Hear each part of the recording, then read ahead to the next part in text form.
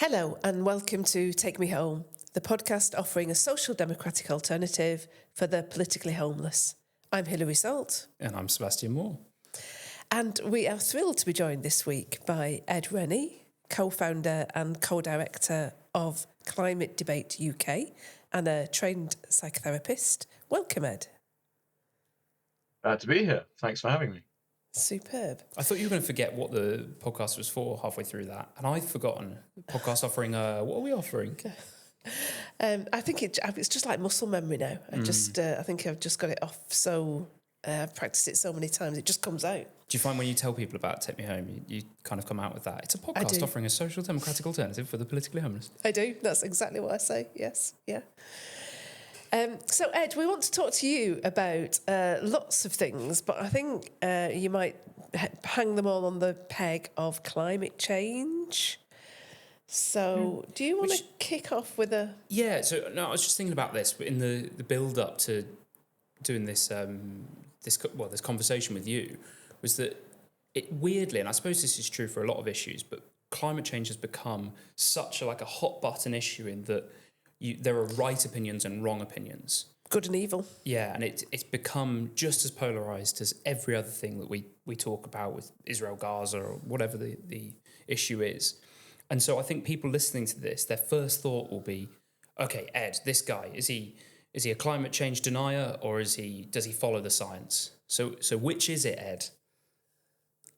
Well, you have to follow the scientific evidence. And that word evidence is very important because the notion that opinions of scientists are valid scientific evidence isn't really credible, in the sense it's either regarded as the lowest form of scientific evidence, or it isn't scientific evidence at all. It's just the opinions of people who look into science.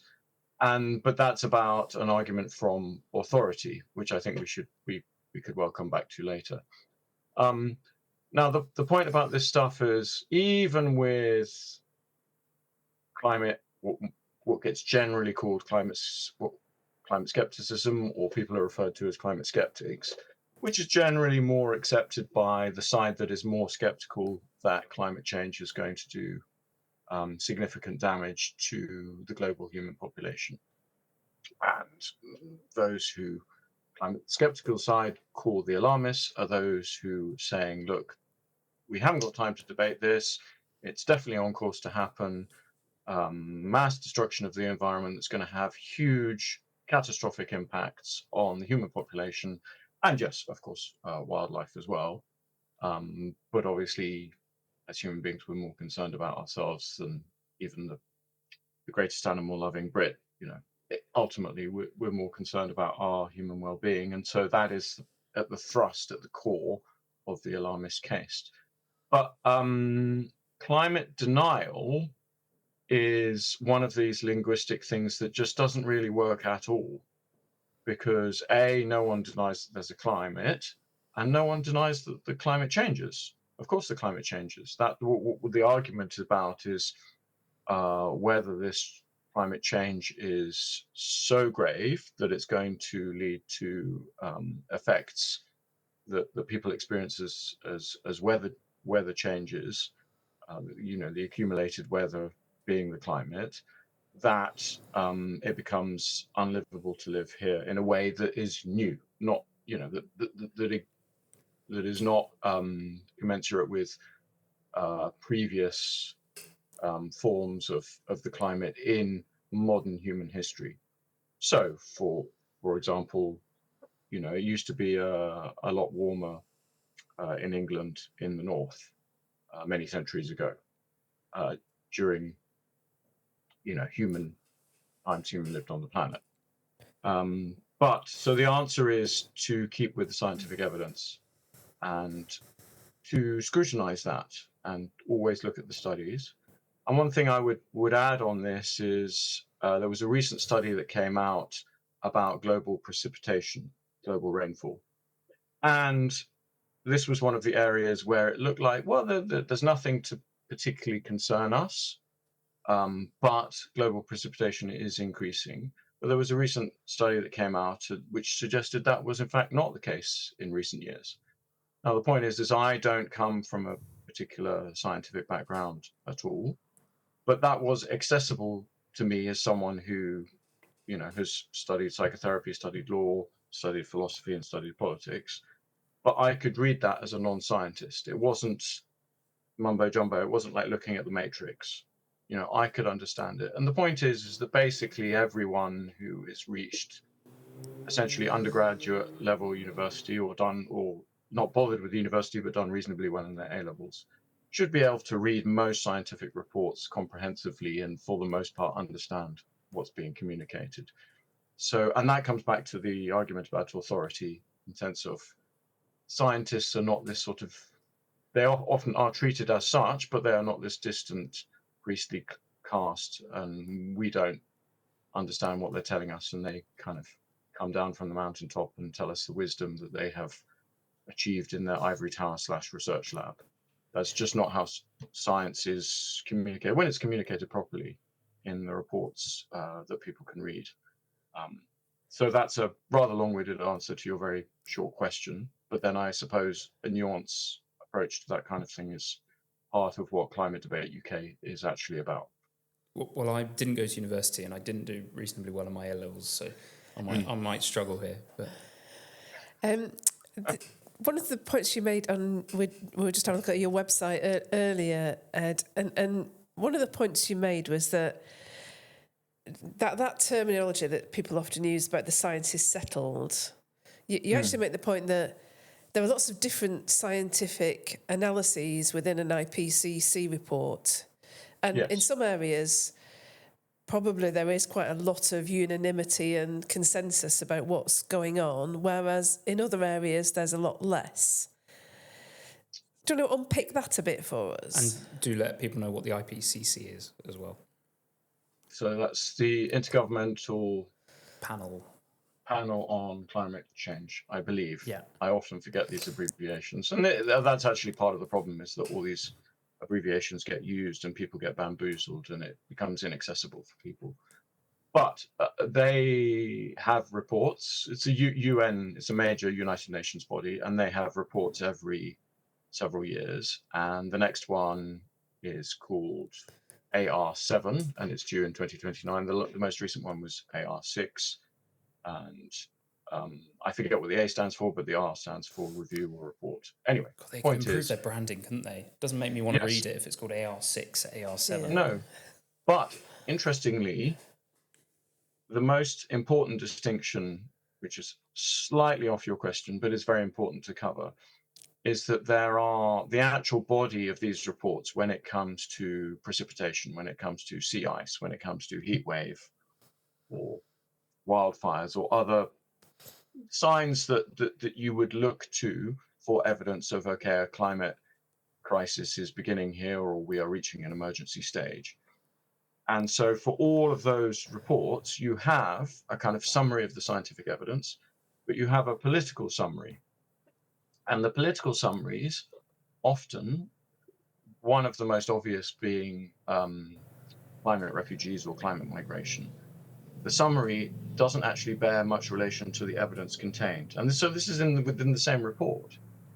And those of us, if we're being uncharitable or skeptical, would say, well, that actually feels a bit deliberate because, well, journalists and policymakers and politicians can just read this political summary and they're not going to delve into the actual scientific detail. They just take that as given that the two are kind of quite closely related. But often they're not. And this has been one of the great critiques from the more skeptical side. The point from Hillary that you're raising is more from our perspective of Climate Debate UK, is to say that the scientific consensus is, for example, amongst meteorologists, is on precipitation or floods or something like that. But for those other areas, maybe a different branch of science, and therefore the consensus around one particular area will not be the same as it is at another particular area. The consensus may be, for example, sea level rise. So I mentioned climate migration before. Overall, if you look at the evidence, that's probably the least credible in terms of there's significant change here, which shows we're in a climate crisis. It's negligible to almost non-existent. In fact, some reports have said it's basically a myth. It doesn't exist. Up to sea level rise, which certainly on the face of it looks like the most credible evidence of global warming, which basically everyone accepts that we are on a warming trajectory at the moment. There are disagreements about the extent of that, but the consensus is that there is a warming period that we're in. Whether it's related to carbon dioxide and the greenhouse effect that causes is something we can come back to. But the point is that when it comes to sea level rise, there's going to be a different set of scientists and a different consensus on that. And the consensus on that is that there is some sea level rise. But where the politics and the dispute can come in is, well, how do we deal with that? And whether it's caused by global warming or not doesn't matter. But we look at the example from the Netherlands, the Dutch example, and they've had sea level rise that is above their land level for years and years and years. If you look at, for example, UK floods, most of our problems with floods are not actually arising particularly, or any evidence that it's shown that it's particularly the climate or climate change. It's actually that we've not spent the requisite money on flood defences, we've not invested properly, and also that our rapid increase in migration, and although house building has not caught up with that, there has been fairly rapid urbanisation to increase house building. And when I was once in a previous life a local councillor in Ealing for Perivale, and this was a significant question that the then leader of the council raised, was like, well, look, we've got to look seriously at this flooding issue, because flooding in Ealing, even in that locality, there was evidence that it had got worse, and there was significant evidence that that had been in significant part driven by increasing urbanization, increasing use of land for, domestic housing. And not clearing grids is one of the things that is an issue in Trafford. Drains. Yes. Yeah, drains, yes. So I think we have a kind of north-south divide on what you call grids, don't we? So I call the grid the cover in the street that goes down to the drain. So it's a grid that you need to clear. Yeah. Maybe I just don't know enough about it. Drain covers? Drain covers, sure. yeah. It's my next little campaign. I've been doing a bit of grid cleaning in Trafford, yeah. Is Jeremy Corbyn interested in those? Because he likes manhole covers, doesn't he? Manhole covers, yeah, that's another thing again, I think. Yeah. So I wonder if we can just, get a bit more concrete on this. So I'm very worried about the impact that humans have on the planet. Now, that doesn't necessarily link to carbon dioxide and greenhouse emissions, but that could maybe play a role. I think about lots of things about the way that we treat our rivers and nature in general, and that's perhaps a wider conversation. But just trying to be more digging into it a little bit. When people talk about climate change and global warming, mostly what we're referring to is the fact that before the Industrial Revolution, there were sort of historically low levels of carbon dioxide in the atmosphere. So it was about 280 parts per million. And since the Industrial Revolution, that has risen to what is now about 420, I believe. You can correct me if I'm wrong.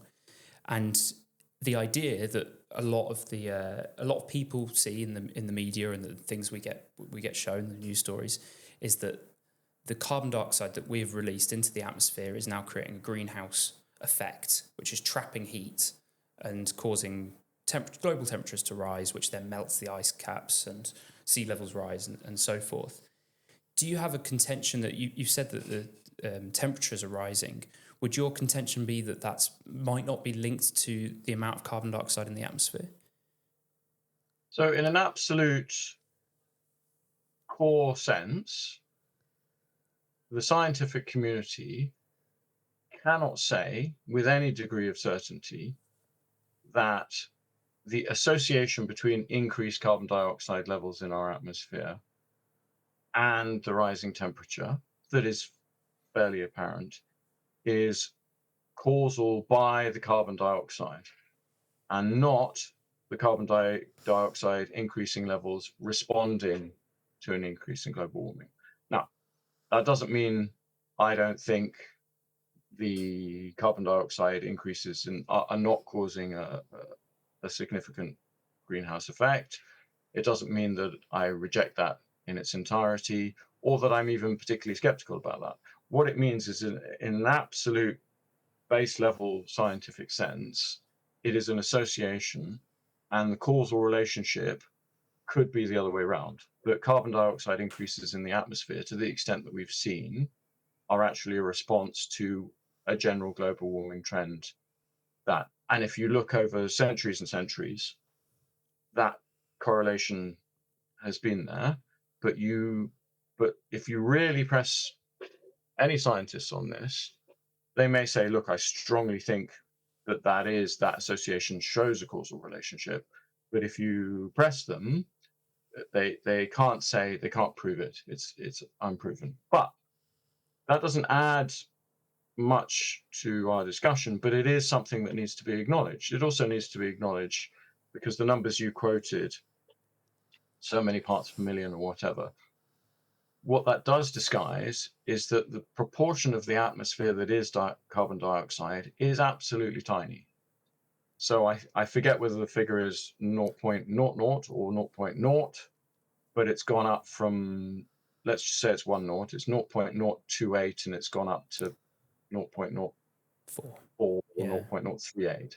So it's absolutely tiny. And these are the statistics that people who are really worried about climate change don't like to use, because the smallness of the numbers, just in a presentational PR and political sense, makes it sound like it's a lot less to worry about.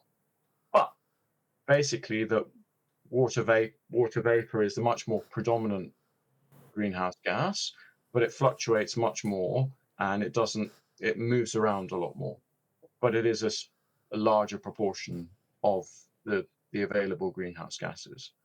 But it is a perfectly sound theory to say that if you increase carbon dioxide as a proportion of the atmosphere, then that will increase the greenhouse effect, and that will lead to global warming. And that is part of why we have seen in recent decades a discernible and significant trend of global warming, the extent of which is disputed, which relates to the Climategate dispute, which is another one of these things which people find impenetrable, but it actually should be reasonably accessible to most people. What was that? The climate gates? I don't remember this. So there was also known as the hockey stick controversy, and viewers of this podcast and supporters of the SDP should look into it, because it's just a very, very interesting dispute. And it's not unlike some of these disputes where one side gets completely traduced as being crackers and oddballs, and here's us, the established scientific people who can be trusted and everything, saying this is ridiculous. And when you dig into it, that characterization of the discussion just doesn't do it justice at all. It may be that one side is wrong and one side is correct, but it is probably one of the most impenetrable scientific debates to those outside the scientific community. Nevertheless, there are significant voices. Now, obviously, as with a lot of these things, the majority of scientists take one view, but a significant minority of scientists take another view. But as we know, science is not decided by a majority vote, it's decided by evidence. But it's worth looking into. But I raised that because the dispute, therefore, is about the extent of the recent warming. So that is disputed. And also what's caused that. Because plenty of people from scientific backgrounds and scientists will say, look over the past time. Also, why do you guys who are alarmist always use 1850? Why do you not go back farther? Because if you look at those statistics, and the further back you go, it can be that the less reliable the statistics are, but they're much more reliable since the 1970s than they were since 1850. So that applies across the board. But typically, going back to your Industrial Revolution point, that point will be used to give one side their fair due. That point will be used because it's considered kind of early, pre or mid industrial revolution up until now, where we're post industrial revolution. But I think the point is that we have to get to a stage where these things are teased out and argued properly. So I had a discussion on X recently with a couple of scientists, and I referred to the website, and because he was being challenged by another scientist, and I said, well, take a look at our website. What do you think? Because it tries to kind of give a kind of overview. And his pushback when he then said goodbye was, you're trying to achieve a false unnecessary balance. He didn't use those words. And I think that comes down to the problem of the dispute. Is it at its worst, it's not unlike what happened with COVID-19 coming out of a Chinese lab, and that you had the established scientific community going, that's rubbish, it's nonsense, anyone who says this is crackers, don't take them seriously. And then it was the fastest turnaround, because then within a few years they were like, actually, this is probably pretty likely. And you had actually public personas and media, as soon as Trump had left office, it was like, it's okay to think this now. We don't have to disagree with it because it's something that Trump said. Sorry, carry on. No, it's just there is a broader problem with the credibility of science, and that is existing, and we're seeing that play out in lots of places where, not least because of the transgender discussion, lots of established medical and scientific authorities have, in a very general way, lost credibility. So, for example, I think this recent thing about paracetamol and pregnancy is like, well, the easy comeback is, well, why should I trust you? Because you say men can get pregnant. So, you've lost your credibility. Now, that may be deeply unfair, unreasonable, and not scientifically relevant, but it is relevant in terms of, and lots of people are talking about this now, that the credibility of the scientific community is in play. And there may be an element in the groupthink that we could perhaps go into where this whole alarmist narrative developed. There is a kind of groupthink where, well, there's no definitive evidence in my field, but those guys over there, they must have seen the definitive evidence. And what you actually have, I mean, I and my colleague Ben Pyle, we're co-directors and co-founders of Climate Debate UK. Less so Ben, but myself and many others were broadly from a green background. And we just kind of did this kind of, well, the evidence is there somewhere. And then when you actually take the time to delve into the evidence, you realize it's a bit like peeling an onion. In the center, there's nothing. But I think, Sebastian, it's important to go back to your original question, which is, all ideologies, my answer is all ideologies, which I include environmentalism or whatever you want to call it, rise because there is a legitimate concern, and a legitimate concern about the pollution of our rivers, the pollution of our air quality, and the CFCs in the ozone layer, for example. And it is right and good to respond to that, and to this conservation view that we've had in this country for centuries, the green and pleasant land. It's why we had such a neuralgic reaction to that tree being chopped down by a couple of idiots, is we have this kind of great love for even if we're predominantly urban dwellers and we rarely go out to the countryside, we massively appreciate its beauty. Sometimes we miss how much the beauty of the British Isles is based on man collaborating, cooperating with nature, but also pushing back at it a lot. If we left nature to its own devices, it would be covered in rhododendrons and thorn bushes or whatever. Rhododendrons may not be indigenous, but you get the point. I was cutting down both rhododendrons and brambles earlier this week in the park. Yes. Right. Yeah. So, but the point is, whether it's feminism, environmentalism, even transgenderism, people who have gender dysphoria should be treated kindly.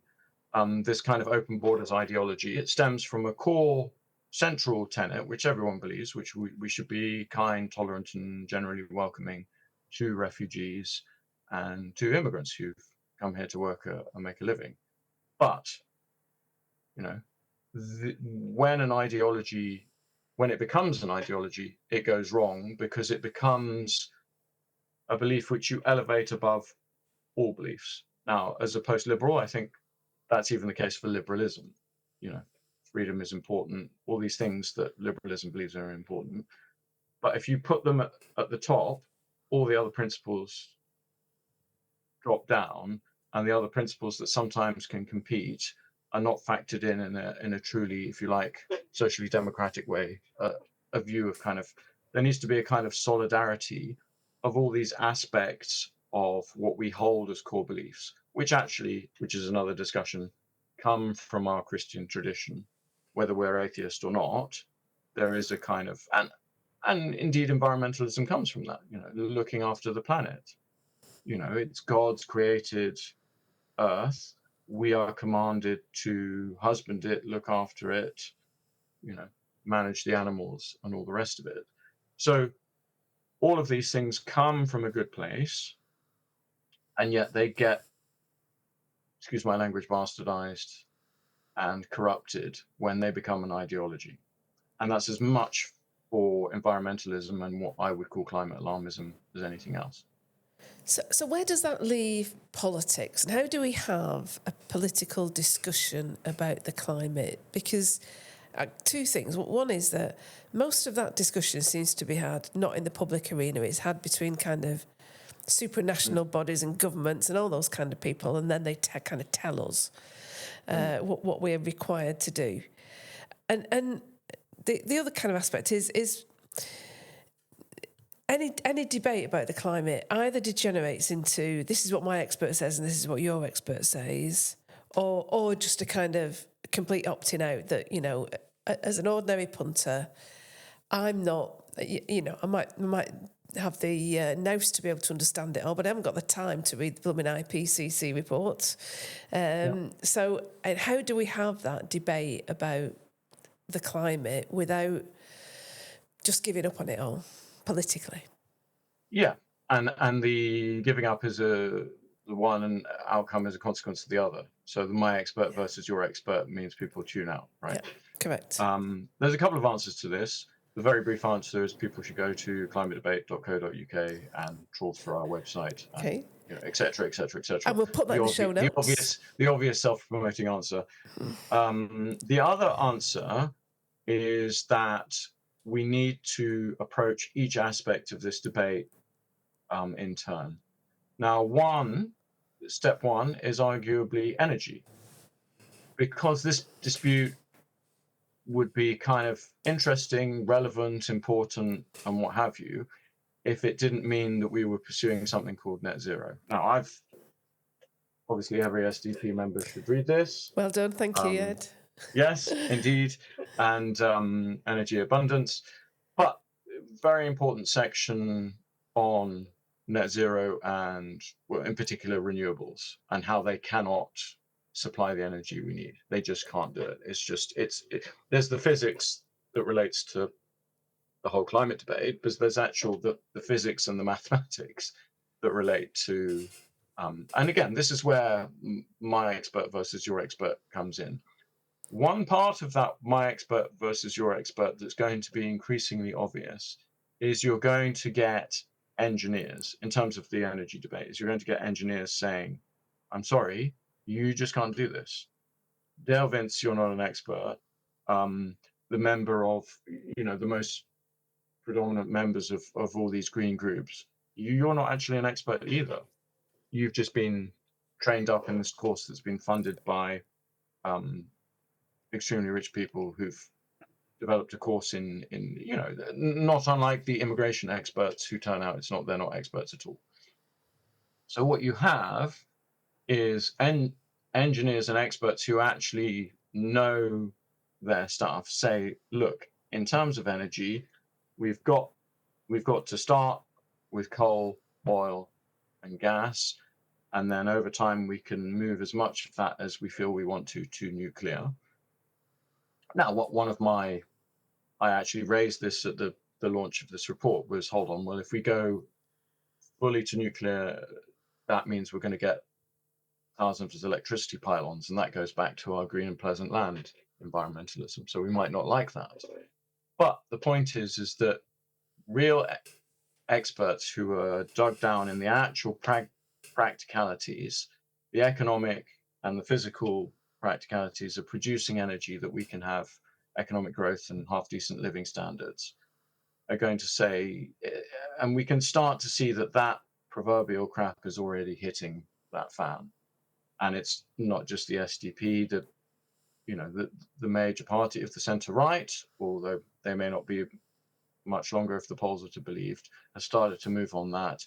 The smaller party, which is doing better in the polls, has, basically said net zero's got to go out the window completely. And that's moved. So we're seeing the political debate move because the practical realities of supplying energy for a modern economy that is still the sixth largest in the world is not compatible with what people like Ed Miliband are saying. And sometimes it's helped by the fact that people like, the climate change secretary do come across as a bit crackers, because that's actually an outworking of the fact that they, on this issue, at least at any rate, although possibly on other issues, they are a bit crackers. When I spoke about being a Labour councillor before, it was Labour, and I saw up close how it is, even in terms of the Labour Party specifically, it's a very, very specific bubble, which in a political sense does not relate to most normal people outside, even everyday people who would consider themselves on the left. Now, the other aspect is energy and then net zero. It's quite easy to explain to everyday normal people what net zero is. It's going to a point where our carbon emissions have an actual net overall effect on the atmosphere of zero. So that's what net zero is. I used to think, and many people still do think, it's below 1990 levels or something. Now that's just a way they measure it. So according to the latest statistics, the UK is already something like 50% below 1990 levels. And you can say, well, part of that is changes that would have come anyway. The move to hybrid cars, some people moving to electric cars. But, the fact that we've closed down our coal stations and everything else. But you can start to say to people that is having an effect on the economy. You can see it. We're losing steel. We're losing significant parts of our industry. Ceramics. You've got fiberglass, aluminium. And you've got this recent AI investor who says, look, we're not going to, we want to invest in Britain, but if you guys are going to rely on wind and solar power, it doesn't add up. The maths don't add up. So it's going to become increasingly obvious. I think one of the biggest problems, Hilary, that you referred to is that people just don't have the time. I've mentioned this in interviews before. People kind of start to properly pay attention to politics when the general election's coming. The next general election, however it plays out, is going to be there's going to be a huge fight about this issue. There has to be, because a lot of the people I speak to who have looked into the detail of this far more expertly than I can say, well, touch and go, we probably won't get blackouts this winter, but if we continue as we are, we may well get them next winter, or certainly they will. They happened in Spain recently, or was it Portugal? I forget. Or it happened in one country and it affected the other country. I'm worried we're just skirting over certain things, and people might not know why. So just the blackouts, that's because when it's particularly cold and people are using a lot of electricity, and it's particularly not windy and not sunny, so we haven't got a lot of wind and solar panel power, that the demand for electricity is above what the grid can supply. Yeah. Yes, and that's definitely part of the picture, and that's part of the particular problem about solar power, is that when the grid most needs power is after the sun's gone down, and the storage technology is not there in terms of even, and there'll be other times when solar panels and indeed wind power will overproduce for the grid, but the grid can't receive it, and our system will actually pay those producers money for energy they've supposedly produced but is unusable. Now, again, this is one of those things where it does get a bit technical, and my expert says this and your expert says this.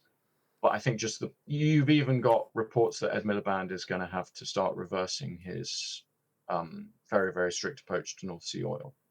Now, whether that's coming from him or whether that's the rest of the government saying, well, look, we've got these guys who want to invest in AI and they're saying this, it's just the practical reality is that if we continue towards the degree of which wind and solar, we would be dependent on these famous word being intermittent sources of energy, then we cannot have anything like economic growth. And this green growth is actually, the jobs in particular are only ever based on huge subsidies. So the amount of investment from the taxpayer to create a green job means it's not a net benefit to the economy. So it's a kind of mythical growth. But so you're seeing things are moving already. And so it's energy first, then net zero, then the next stage is climate crisis, as opposed to climate change and greenhouse effect and overall global warming. And this partly because it's much more easily accessible to Joe Blogs, even if they didn't do too well in their A-levels, is that the evidence is not there for a climate crisis. Now, the term we use on our website is there is no actionable evidence. Now, it's a legal term, which means the evidence is definitive enough that you have to take action. Oh, this is clear cut. We've got to do something. Now, for example, it could become clear in terms of sea level rise that it is actionable evidence, but that action might be, well, we're going to adapt to that to mean that those areas that would flood because of it, we will adapt in the way that they have in the Netherlands. Forgive me, I always forget whether to call it Holland, Netherlands, or The Netherlands, or the I Dutch. think, is correct. Yes. Yes, but The point being Holland is so within the Netherlands. Yeah. Yes, yeah. No, I always look it up every couple of years and then probably forget within a couple of weeks. Anyway,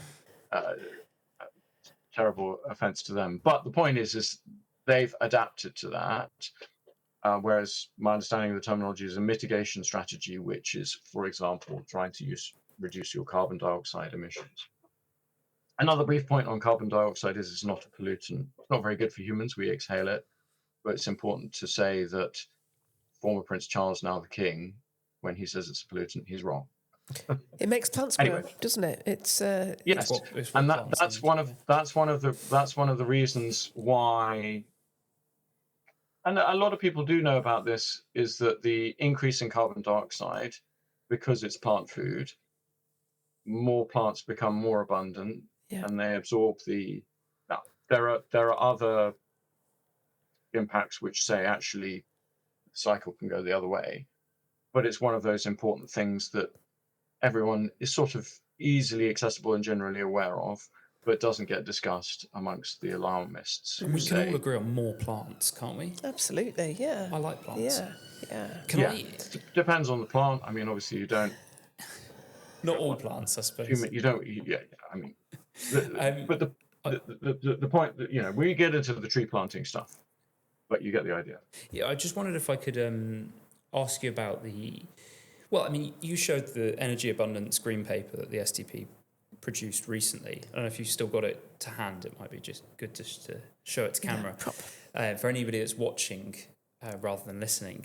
Now, that's great. Thanks, Ed. And now, in that report, we make the case that we have to use coal, oil, and gas as a path towards nuclear energy. And I think there is an argument that can be said to anybody out there that says, if you are worried about carbon dioxide in the atmosphere, then nuclear energy doesn't emit any carbon dioxide. And I guess my question for you is, do you think, regardless of anybody's own interpretation of the scientific argument around man-made climate change, do you think that there is a potential for nuclear energy to be a bit of a consensus former for people to kind of compromise and say, well, yeah, we can get behind that? Potentially, yes. And this is one where there are some slight disagreements between Ben and myself, and in those who are saying, well, we need to, but the way I've used this argument that, for example, at the Battle of Ideas a couple of years now, and what the brief version of the strategy is called gas to nuclear. And if you're and I've used this with people I met who are nothing to do with this debate and aren't that political. And I use the classic example of France, where the closest any Western developed industrialized economy, if you can call them that, has got to net zero, has been when France decided that it was fairly inexpensive to go to 80% of their energy being provided by nuclear power, where it was really expensive to build just one or two nuclear power stations. And I always joke that, of course, what did we, the Brits, do? We build one. And then when that's about to die, we build another one. And that's the most expensive way of doing nuclear energy. But there is a potential consensus in there in the sense that, which was also killed noticeably by Nick Clegg, people can dig out the video, where he says he's in 2010, 2012, he's just entered the coalition government. And he's like, well, there's no point us building any nuclear power stations at all, because that won't help us until something like 2022. And of course, around 2022, this video got blasted all over Twitter, now X, and a lot of social media, given us the final definitive evidence of, despite any appearances to the contrary, he absolutely was a blithering and is a bit of a blithering idiot. The lack of foresight, I'm deputy prime minister for 5 years. What do I care about the energy abundance in 12 or 10 years' time? Anyway, but the point is, the short answer is yes, but I think particularly in Britain, there is the pylons issue, which I alluded to earlier, and there's a lot of NIMBYism about pylons about. Now, we have a lot of them already, but nuclear tends to mean, in my understanding, electrification, and electrification means, because you can't, it's too expensive to bury them underground, you have to, the least expensive way is pylons. And goodness me, our beautiful countryside, do we need more pylons? And people can hate them even more than they hate windmills, for example. We were looking at the new pylons the other day, though, weren't we? I was going to say, here's my controversial opinion then. I really like the new design of the pylons. I think that might be the most unpopular thing I've ever said, because people don't like pylons, but I like the new ones. I think they look really cool. Well, my inner politician says your initial policy should then be replace all the ugly ones with these new better looking ones. Yes. Yeah. And then see where that takes you, right? Yeah. But the other aspect of why nuclear might not be a consensus is because wind and solar are so completely hopeless in terms of for our needs, that you are going to have long term, you're going to need coal as backup, and you're going to need gas and oil. So it's, even if you increase to 60, 70, 80% the energy that's provided by nuclear, you're still going to need these carbon-based energy forms. And then you get back to the crux of the debate, which comes, so after you've energy net zero and climate crisis, but once you've got Joe Public to understand that there isn't a climate crisis, then if you're undoing the thread of this political and scientific consensus that says by 2050, at some point between 2050 and 2100, or no, anyway, whatever I have no idea what we call that now. Yeah, 2100, I think is okay. Yes, yeah. does that work? Anyway, but the point being is that people will understand, okay, we've supposedly been told by the scientific experts there's a climate crisis. Now that's really clear to us that there isn't. Okay, then the kind of stranglehold that this much more alarmist approach has, if you like, on established science is weakened, and that you can then have that debate.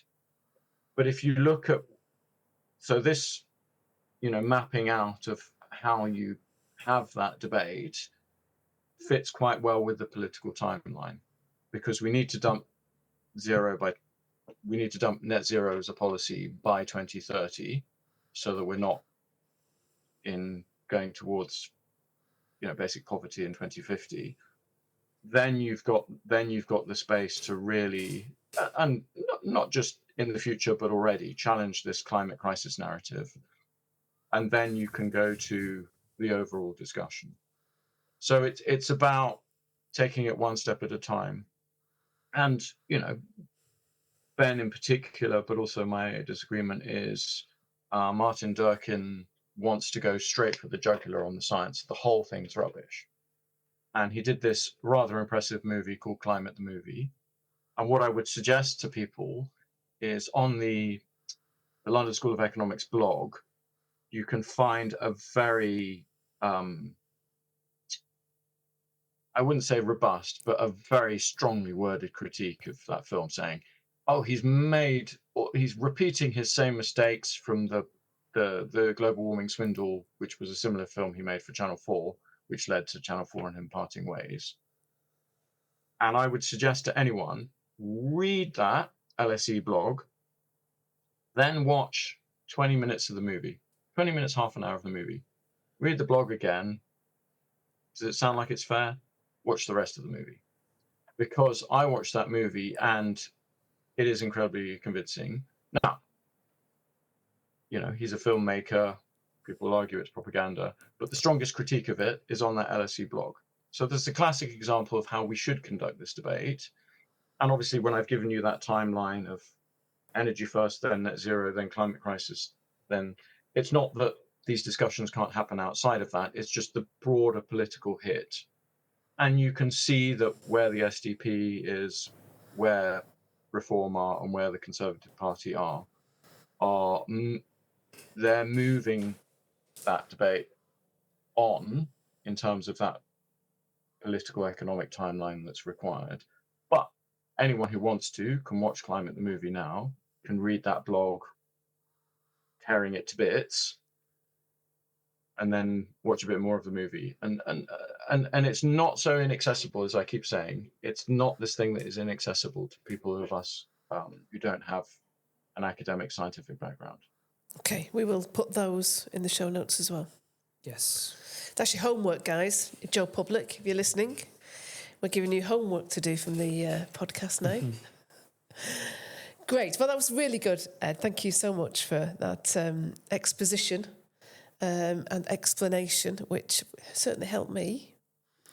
Sebastian still looks a bit confused, Still not quite grasped everything, I don't think. It's a lot to think about. I think one thing I would mention also is, because we didn't get onto groupthink and how we got here, but this... Global Warming, a case study in groupthink by Christopher... Yes, by Christopher Booker, who has sadly departed this world.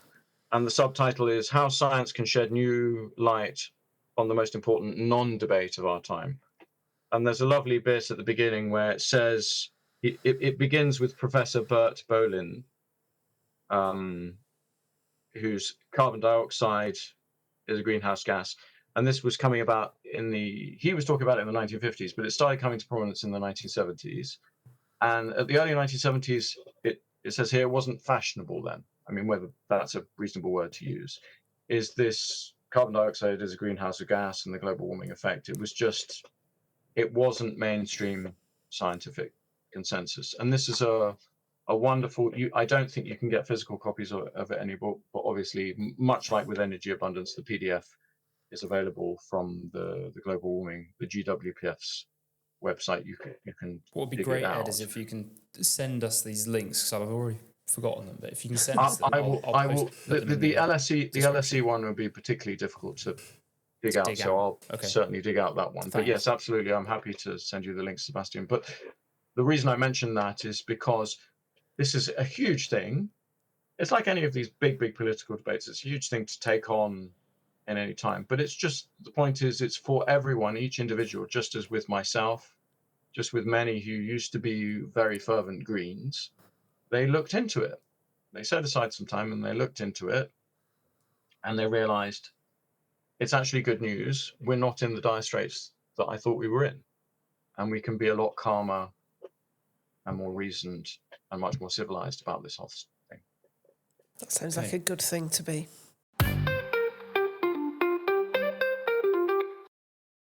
And we should get to Culture Club. Sorry, I'm sort of... Yes. Oh, yes. Do you want me to start? Shall I start? Yes. Okay, I think I'm going to tag on to yours, but I think we've got a very similar theme for our two items. Okay, well, I wanted to talk about Hercules the musical. So this is Disney's version of Hercules on stage. Last week, me and my boys went down to London and we went to the, is it the Royal Theatre on Drury Lane? And saw Hercules the musical. Now, the reason it's kind of, it really appealed to me and the boys, I think, is that when they were very young, so my boys are like 29, 30 now. When they were very young, they watched that musical, the kind of cartoon version, back to back, you know, for weeks and months and probably years. Not only that, but they had the PlayStation game of it, where you were Hercules, doing your challenges, and that had the same music in the background. So these are tunes that have kind of been with me since the boys were little, and so we went to see the musical on stage, and it was brilliant. It was really good. So I'm sure people know the broad story of Hercules. So the son of Zeus and Hera, born on Mount Olympus, but stolen by Hades, who took away his godliness and stole the child. The child was brought up on Earth as a mortal, a mere mortal, but obviously with massive strength. And so never fitted in as a boy because he was always breaking things and being too strong for everything. And then he hears from the goddess, he hears the story of his life and how he needs to prove himself a real hero before he can go back to Mount Olympus. And of course he falls in love along the way, wouldn't he just? And he has to do all these challenges, some of which are very, physical challenges, but as you might imagine, there's a very moral element to the story. I don't want to give away the ending or anything, or any of the plot lines, but it was a really uplifting, enjoyable, fun evening at the theatre. And this theatre, has it been recently renovated? Is it Andrew Lloyd Webber's theatre? Am I thinking of the right one? I think that's a different one. I don't know. But it's beautiful. Incredibly ornate. It is. But they all are, aren't they? Okay. They're the London theatres. And, there's the boxes that... We weren't in a box, obviously. We were in the stalls. But there are all the boxes around and the beautiful ceiling and the costumes and the songs and the set were all just absolutely fantastic. Okay, wonderful. Well, I'm currently reading Mythos by Stephen Fry for a second time, and I absolutely adore it. I think Greek mythology is just amazing, and you realise that so many of these stories they appear in many different cultures. So, like the flood story, for example, features in Greek mythology as it does in Sumerian and Mesopotamian and Christianity, and I think Stephen Fry's books, particularly, so Mythos being the first and Heroes, the second one. He also did a book called Troy about the Trojan War. And I think that they're really accessible into these stories to learn about the characters. And they in very, I suppose, in different ways to other sort of, let's say, religions, because it would have been a religion at one point, is that the gods themselves, they're not omnipotent. Right, so Zeus, for example, there's things he can't do, and if Gaia, this Mother Earth, has ordained something, he can't then go against it, which I think makes for really interesting stories because there's a lot of competing narratives. So the one I'm on at the moment is Zeus and Hera sort of butting heads because Zeus wants to have an affair with this woman, and Hera is trying to prevent him. So you see a lot of our own human wills and desires and sins within the gods, which I think is a really interesting aspect of it. Are you on board with all this, Ed? Are you a Greek mythology person? I'm just. Well, it's just interesting about it's gods made in the image of human beings, and not the other way around. Which my thought on that. But my ones are a bit off tangent. So, for example, I've actually completely cut with the BBC. I don't have my BBC iPlayer account. I deleted it. Fairly easy to do, actually, and I obviously don't watch it on TV either. But my mum's getting on and using my dad's online BBC iPlayer account. I watch the TV drama The Gold with her. The Gold. Okay. So it's the story about a kind of almost accidental gold theft that occurred in, I think, was it the late 70s or the early 80s, or I can't, I wasn't paying full attention. It's got fantastic cast, it's brilliant dramatization. It keeps reasonably faithful to the historical facts of what actually happened. Certain characters are amalgamation of characters, and certain characters are kind of created to be. They haven't used the real name person; they've used this invented person. But it's got almost no discernible political correctness or wokeness to it. And I often say it's the one, the drama department looks like, contrary to everything else, I think the BBC, which has got worse. Actually, some of the drama at the BBC has got a lot better. And I'm still trying to get through Brave New World. Wonderful book. Yeah. It's compared to 1984, it's a really tough read, but it is in some senses a much more profound political and intriguing story. And the other one I was going to mention, which is not so much cultural, is Redeeming Economics by John D. Mueller, which I think every SDP member with a vague interest in economics and where we are in terms of Keynes versus Smith, Marx versus Hayek, or whatever. It's a wonderful exposition of how we got here and how it's all Adam Smith's fault. And anyway, but slightly outside Culture Club, I think. But I would just throw it in because I think it would be a fascinating read for any SDP member who's got any kind of background in economics at all. Great. Brilliant. I always have an objection when people pit 1984 and Brave New World against each other, because I think they're complementary. And absolutely. I would just say that it's much harder to read it than 1984. 1984, you can't stop reading it. You just have to read it. Whereas the Brave New World, the chapters are kind of, they jump around, and it's kind of, there isn't, the narrative thread isn't quite so powerful. Hence the contrast. But I agree with you. They are partners for us to essentially to read both. Yeah, no, I think you're quite right. And I think 1984's message is a lot easier to understand how that evil would manifest itself in our world, this authoritarian control. And Huxley's view is a lot more nuanced and perhaps a little bit more insidious. Yes. And I think they're both absolutely brilliant, and everybody should read both of them. Blimey, how much homework are we setting people this week? Yeah, Blimey, the description guys. and it's going to be full of recommendations. As someone who was greatly scarred by homework between the ages of 5 and 9, I can say this homework is different because it's fun. Okay. Fun, it's interesting. None of it should be a chore, except with Brave New World, which is it is hard work, but worth it. But it's worth it. Great. Yeah. Excellent. Well, thank you for joining us, Ed. That was really interesting additions in the Culture Club section. Thank you, everybody, for listening, and we will see you again next week. Cheers.